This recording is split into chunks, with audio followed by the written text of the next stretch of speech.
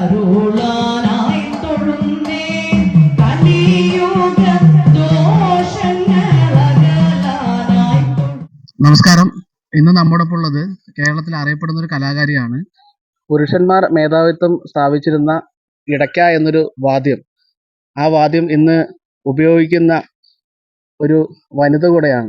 ഈ ഒരു മേഖലയ്ക്ക് വരാൻ നിങ്ങളൊരു അഭിരുചി എന്തായിരുന്നു? ഞാൻ ഇരിങ്ങാലക്കുട സ്വദേശിയാണ്. പ്രത്യേകിച്ച് കൂടൽമാണിക്യ ക്ഷേത്രത്തിന്റെ അടുത്ത എൻ്റെ വീട്.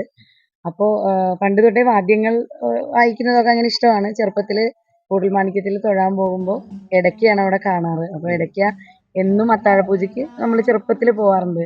അപ്പോൾ കണ്ട് ഭംഗിയുള്ള വാദ്യമാണല്ലോ. അപ്പം അങ്ങനെയാണ് ഇടയ്ക്ക പഠിക്കാനായിട്ട് ആരംഭിച്ചത്. പ്രത്യേകിച്ച് വേറെ ഇങ്ങനെ ഈ മേഖലയിലേക്ക് ഇങ്ങനെ വരും എന്നുള്ള ചിന്തയോടുകൂടി പഠിച്ചതൊന്നുമല്ല.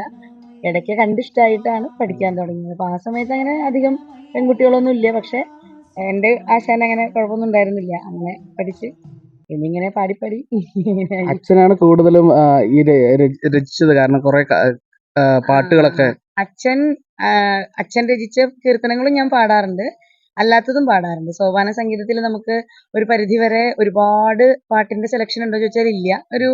അറിയാലോ, അതൊരു ചിട്ടയായി ചെയ്തുകൊണ്ടിരിക്കുന്ന ഒരു കാര്യമാണ്.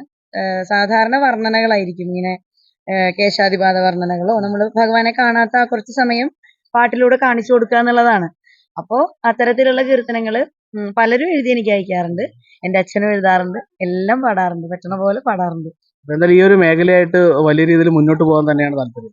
തീർച്ചയായിട്ടും അതിനു വേണ്ടി എന്താ പറയാ, ഭഗവാൻ അനുഗ്രഹിച്ചു തന്നൊരു വരദാനമായിട്ടാണ് ഞാൻ കൊണ്ടു നടക്കുന്നത്. അപ്പോൾ പറ്റുന്നിടത്തോളം അവസാനം വരെ പാട്ടും ഇടയ്ക്കയും ഒക്കെ ജീവിതത്തിൽ എന്നും ചേർത്ത് നിർത്തണം തന്നെയാണ് ആഗ്രഹം. ഇടയ്ക്ക് സുരേഷ് ഗോപിക്ക് ഒരു ഇടയ്ക്ക് സമ്മാനിച്ചിട്ടുണ്ടായിരുന്നു. കൊടുത്തിരുന്നു. ഞാൻ സുരേഷ് ഗോപി സാറിനെ കണ്ടിരുന്നു. അതിനു മുമ്പ് എനിക്ക് പരിചയമുണ്ട് അദ്ദേഹത്തെ.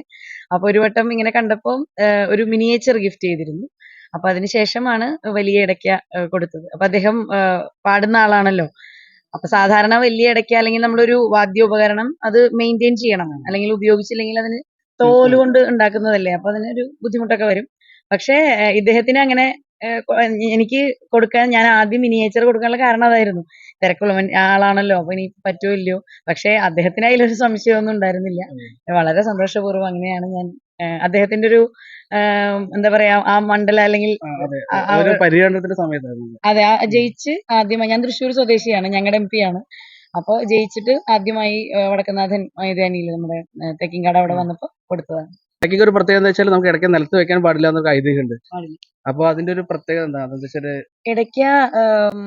ഇടയ്ക്ക ദേവവാദ്യമാണ്. പക്ഷെ ഈശ്വരനോട് ഏറ്റവും അടുത്ത് നിൽക്കുന്നത് ഇടയ്ക്കയാണ് അല്ലേ. ഒന്ന് ആലോചിച്ച് നോക്കൂ, സോപാനപ്പടിയുടെ ഏറ്റവും സമീപം വരെ ഭഗവാന്റെ ഏറ്റവും അടുത്തേക്ക് ചെല്ലുന്നത് ഇടയ്ക്കയാണ്. ചെണ്ടയേക്കാൾ അടുത്തേക്ക് ചെല്ലാൻ പറ്റും.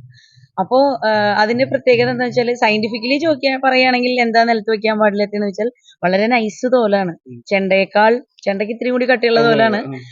ഇടയ്ക്കയുടെ എന്ന് പറഞ്ഞാൽ ഭയങ്കര നൈസ് തോല. അപ്പൊ നമ്മൾ നേരെ താഴെ വെച്ചാൽ ഇങ്ങനെ കമത്തി വെക്കുക എന്തെങ്കിലും ചെയ്തു കഴിഞ്ഞാൽ ഒരു ചെറിയ എന്തെങ്കിലും ഒരു പൊടി മതി, അത് പെട്ടെന്നത് കീറും അല്ലെങ്കിൽ ഒരു നാശാവും. അപ്പൊ അതൊരു സയന്റിഫിക് വശമാണ്. പിന്നെ അതല്ലാതെ പറയുമ്പോൾ ഇടയ്ക്ക് ഒരുപാട് ആശയം കൊണ്ട് ഭയങ്കര റിച്ച് ആണ് ഇടയ്ക്ക. അതായത് 64 കലകള്, 4 വേദങ്ങള്, അതാണ് ജീവക്കോല്. 64 കലകളാണ് പൊടിപ്പ്. അതെ, അതാണ് പൊടിപ്പ് എന്ന് പറയുക. അത് 64 എണ്ണാണ്. അത് 64 കലകളാണ്. ഈ ഓരോ പൊടിപ്പും തൂക്കിയിട്ടിരിക്കുന്നത് ജീവക്കോല് എന്ന് പറയും. ഈ ജീവക്കോല് 4 വേദങ്ങളാണ്, 4 എണ്ണാണ് ജീവക്കോല്. പിന്നെ ഈ വട്ടം സൂര്യനും ചന്ദ്രനുമാണ്. ഈ ഒരു വട്ടത്തിലുള്ള സുഷിരങ്ങൾ എന്ന് പറയുന്നത് 6 ശാസ്ത്രങ്ങളാണ്. ഇത്രയുമൊക്കെ. പിന്നെ നമ്മള് തോളത്തിടുന്ന കച്ച എന്ന് പറയുന്നത് മഹാദേവന്റെ കഴുത്തിലെ പന്നകമായിട്ടാണ് കണക്കാക്കുക. അപ്പൊ ആശയം കൊണ്ട് ഇത്ര ബൃഹത്തായിട്ടുള്ള ഒരു വസ്തു, അതിന്റെ ഭാരം ഭൂമിദേവിക്ക് താങ്ങില്ല എന്ന് പറയും. അപ്പോ അത് ആകാശത്തും ഭൂമിയിലും തൊടാതെ ഇടയ്ക്ക് നിൽക്കുന്നതുകൊണ്ടാണ് ഇടയ്ക്ക. വെറുതെ ഇപ്പൊ ചോദിക്കണം എന്താ ഇടയ്ക്ക നിലത്ത് വെച്ചാല് ഒന്നും സംഭവിക്കില്ല. പക്ഷെ അങ്ങനെയല്ല, ഇതൊരു വിശ്വാസപരമായി പറയുന്ന ഒരു കാര്യമാണ്. അങ്ങനെയാണ് ഇടയ്ക്കയുടെ ഒരു പ്രത്യേകത. അതെ. അപ്പൊ എന്തായാലും എല്ലാവിധ ആശംസകളും നേരെയാണ്. ഞാൻ ഇരിഞ്ഞാലക്കുടയിൽ കഴിഞ്ഞ പ്രാവശ്യം ശ്രീകൃഷ്ണജയന്തിക്ക് ഉണ്ടായിരുന്നു അല്ലെ? ശ്രീകൃഷ്ണജയന്തിക്ക് ഉണ്ടായിരുന്നു. എല്ലാ വർഷവും ഉണ്ടാവാറുണ്ടോ? എല്ലാ വർഷവും ഉണ്ടാവാറില്ല.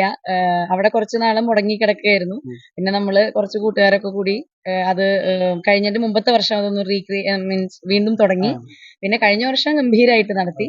പിന്നെ ഇപ്രാവശ്യം ഭയങ്കര പല തിരക്കുകൾ കാരണം അങ്ങനെ എല്ലാ പ്രാവശ്യവും സാധിക്കാറില്ല.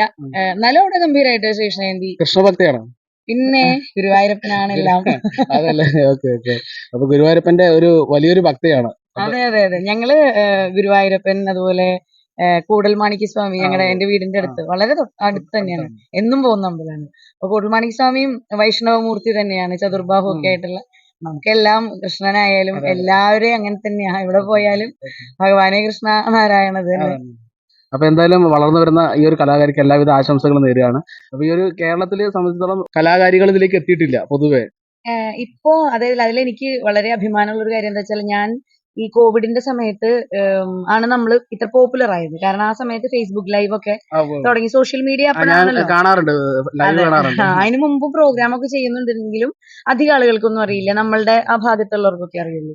അപ്പൊ ഫേസ്ബുക്ക് ലൈവ് ഒരെണ്ണം ചെയ്തപ്പോ എന്താണ്ടായിച്ചാല് അത് ഭയങ്കര വൈറലായി.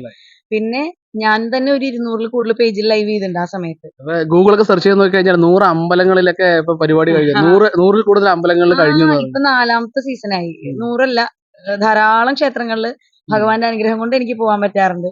അപ്പോ ഈ ലൈവ് ഒക്കെ ചെയ്തതിന് ശേഷമാണ് പലർക്കും മനസ്സിലായത് പെൺകുട്ടികൾക്ക് ചെയ്യാൻ സാധിക്കും. അത്ര ജനകീയമല്ലായിരുന്നു. അതൊരു ക്ഷേത്രത്തിന്റെ ഉള്ളിൽ മാത്രം ഒതുങ്ങി നിന്നിരുന്ന ഒരു കലാരൂപം. അത് പിന്നെ ഈ സോഷ്യൽ മീഡിയയുടെ ഒരു ഭയങ്കര ഇൻഫ്ലുവൻസ് എന്ന് പറയാട്ടോ. അതായത് ഇപ്പൊ ഏതൊരു കാര്യവും നമ്മള് ജസ്റ്റ് അത് നന്നാവാനും മോശമാവാനും സോഷ്യൽ മീഡിയ സഹായിക്കുന്നു പറയില്ലേ, അതിന്റെ വളരെ നല്ല വശം അനുഭവിച്ച ഒരാളാണ് ഞാൻ. ഏറ്റവും വളരെ നല്ല രീതിയിൽ എന്നെ സഹായിച്ചിട്ടുണ്ട് സോഷ്യൽ മീഡിയ. ഞാൻ ലൈവ് ചെയ്തപ്പോ ഒരുപാട് പേരിലേക്ക് അത് എത്തി. അപ്പോഴാണ് പലർക്കും മനസ്സിലായത്. പല കുട്ടികളും എനിക്ക് മെസ്സേജ് അയക്കാറുണ്ട്, ചേച്ചിയുടെയാണ് കണ്ടത്, ഞങ്ങൾ പഠിക്കാൻ ഞാനും തുടങ്ങിയിട്ടുണ്ട്, അരങ്ങേറ്റാണ്. അതൊക്കെ എനിക്ക് ഭയങ്കര സന്തോഷമുള്ള കാര്യമാണ്. കാരണം നമ്മളിലൂടെ ഒരാൾ കൂടി ആ കലയിലേക്ക് വരിക എന്ന് പറയുന്നതല്ലേ ആ കലയോട് ചെയ്യാവുന്ന ഏറ്റവും വലിയ കാര്യം. അപ്പോ ഇപ്പൊ കുറച്ച് കുട്ടികളൊക്കെ പഠിച്ച് പാടുന്നുണ്ട്. വളരട്ടെ കല. ആണും കലയുമായിട്ട് ഇപ്പൊ നമ്മൾ ക്ഷേത്രവുമായിട്ടൊക്കെ ബന്ധപ്പെട്ട് നിൽക്കുന്നതുകൊണ്ട് ആ കലാപരമായിട്ട് നമുക്കും ഒരു വലിയൊരു വാസനയാണ്. അപ്പോൾ എന്തായാലും ഞങ്ങളുടെ നാട്ടിൽ ഒരു പരിപാടി അവതരിപ്പിക്കാനുള്ള ഒരു ഭാഗ്യം ഞങ്ങൾക്ക് ഉണ്ടാവട്ടെ എന്ന് പ്രാർത്ഥിക്കാം. അപ്പൊ ഞങ്ങൾ എല്ലാവിധ ആശംസകളും നേരുന്നു. Thank you.